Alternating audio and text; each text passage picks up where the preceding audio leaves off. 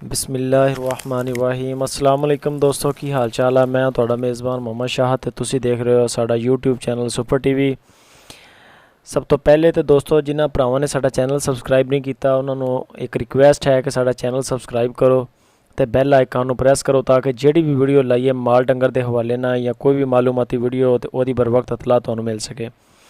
दोस्तों आ एक डेरे के उत्ते गां खड़ी है, सियाईवाल क्रास है चोलस्तान दे नाल ते सूई नूं कोई हले होए 3-4 दिन। आ तुहाडीआं नज़रां दे सामने माशाअल्लाह आ चैक करो मीणी गां बिल्कुल ये है इत्थे बहावल नगर दे कोल खड़ी है ते आ इहदा बच्चा है पिछे। आ बच्चा तुसी देख रहे हो, हुणे खड़ा करके दिखा दिन्ने आ। बच्चा भी माशाअल्लाह चिट्टे मागरा बिल्कुल चिट्टे ते ब्राउन कलर दे डब है, धुन हले थले लगा होया छोटा जिहा बिल्कुल ते बड़ा सोहना ते माशाअल्लाह चौकस हैगा। ते गां दे थले दुध तकरीबन है जिहड़ा मालक दस दिया 6 किलो तो 6.5 किलो एक टाइम का है। बच्चे नूं 2 थन पिला के 6 किलो रखो, अगर 2 थन बच्चे नूं पिला के 6 किलो दुध यानी कि 2 टाइम का 12 किलो दुध बनदा। ते गां दा दूसरा सूआ वा माशाअल्लाह यंग आ गां बिल्कुल। आ तुसी लेवा चेक करो, बड़ी सोहनी ते बड़ी सुथरी गां मीणी है बिल्कुल।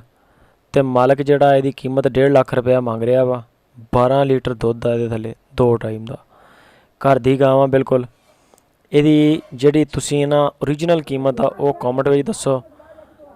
ये ना किसी दोस्त नूं लैके देनी आ, उन्हें भी मैनू कहा अगे असीं एक दिन एक वीडियो लाई सी इस तरह तो लोगों ने बड़े एक्सपर्ट बंदे आ बिल्कुल उन्हें राइट 1,30,000 दी विकी, मालक ने 1.5 लाख मंगया सी ओहदा, वो सी जर्सी नस्ल च।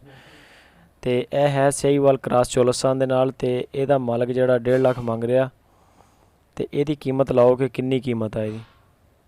दुध है 12 किलो। आ लेवा इहदा बैक साइड तो आ गया, मीणी है बिल्कुल और असील आ बिल्कुल, मारदी नहीं छड़ा छुड़ा नहीं मारदी, बगैर ढंगे तो दुध इहदा ना कढ़दे आ। ते ये किसी भरा नूं लैके देनी आ स्पैशल।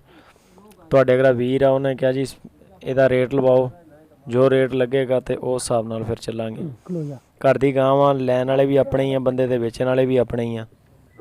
तुहाडे अगर वीर ने यानी कि जिन्हां ने लैनी ने ते माशाअल्लाह बहुत सोहनी है गां, असील आ, बगैर ढंगे तो चोंदे आ। तीसरा सूआ है इहदा, तीसरा मेरा ख्याल है क्योंकि इन्हां ने लई सीगी पिछले सूए ते इन्हां दे कोल दूसरा सूआ सीगा ते इन्हां दे कोल हुण सूई इन्हां ने फारसेल लाई है।